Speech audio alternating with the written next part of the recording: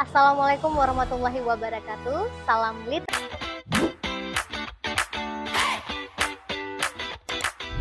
Salam literasi, salam budaya, salam dari Tanopidi.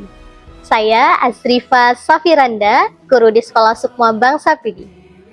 Di tanah yang kaya akan sejarah, hikayat, dan penuh dengan tradisi ini, saya percaya bahwa setiap cerita yang kita baca adalah bagian dari identitas yang kita jaga.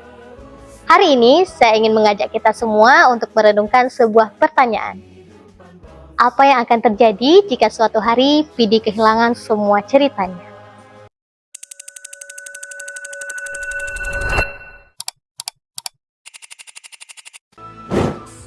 Ini Pidi, tanah yang menyimpan ribuan cerita.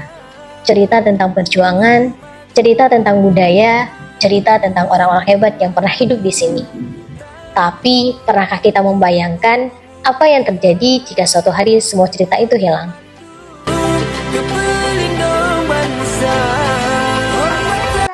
Ya.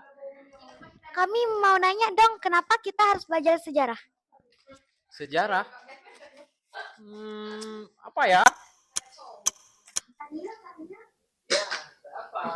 Kami mau nanya dong, apa itu hikayat?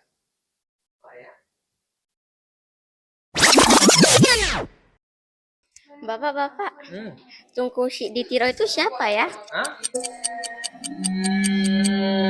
Pertanyaan-pertanyaan sederhana, namun suatu hari nanti pertanyaan itu mungkin menjadi sulit untuk dijawab. Kayak ketua Bukan karena jawabannya tidak ada, tetapi karena tidak ada lagi yang menyimpan dan yang mewariskannya.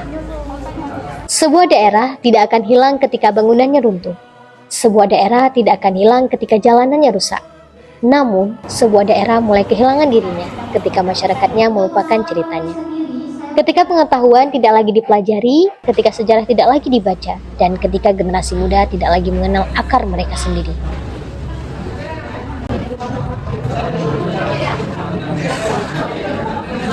Untungnya, kebiasaan itu belum hilang.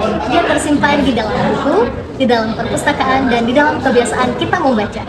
Sejak dahulu, masyarakat Aceh dikenal sebagai masyarakat yang menghormati ilmu. Ilmu diajarkan di menasah, ilmu diwariskan di dayah, ilmu ditulis dalam hikayat dan manuskrip. Hingga hari ini, ilmu tetap hidup melalui buku, perpustakaan, dan berbagai sumber belajar lainnya. Semangat itu juga hidup di ruang-ruang kelas hari ini, di tangan anak-anak yang membuka buku dengan penuh rasa ingin tahu, di dalam diskusi sederhana yang melatih mereka berpikir, dan di dalam tulisan-tulisan kecil yang mereka buat setiap hari, dan di dalam keberanian mereka untuk bertanya, berpendapat, serta berbagi pengetahuan. Hari ini, literasi tidak lagi hanya tentang membaca sebuah buku. Namun, literasi adalah kemampuan untuk memahami informasi, berpikir kritis, dan mampu membedakan mana fakta dan hoaks. Yang paling penting, literasi adalah kemampuan untuk terus belajar sepanjang masa. Ketika seorang anak membaca sebuah cerita, mereka sedang belajar memahami dunia. Ketika mereka menulis, mereka sedang belajar menyuarakan gagasannya. Ketika mereka berbicara dan berdiskusi, mereka sedang belajar menghargai pemikiran orang lain. perusahaan gelap. Melalui kebiasaan-kebiasaan sederhana inilah, budaya literasi tumbuh, perlahan namun pasti, menjadi bekal bagi generasi yang melanjutkan cerita Pidi di masa depan. Hari ini, mungkin kita sedang membaca sebuah buku. Namun, esok hari bisa jadi kita sedang mencari informasi di sebuah teknologi. Namun, tujuan kita tetap sama, menjaga pengetahuan, menjaga sejarah, dan menjaga cerita.